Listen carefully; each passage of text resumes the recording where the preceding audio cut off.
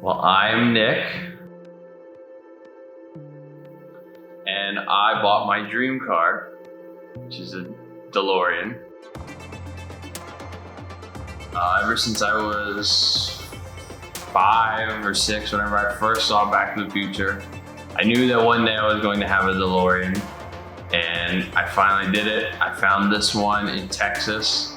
It has been sitting for many, many years, and it shows. It is very dilapidated, but I work on cars for a living, so I'm hoping that I can use the knowledge that I've gained from that to be able to restore this car and achieve my dream of having a working DeLorean. I started this channel to document my journey. It's going to be a long one. I've never done anything this large, I guess, on something this old or this odd of a car.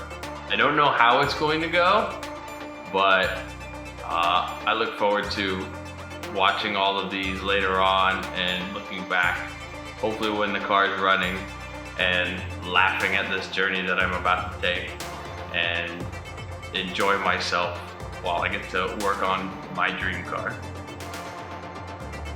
Join me in the future by liking and subscribing to my channel. Pew pew.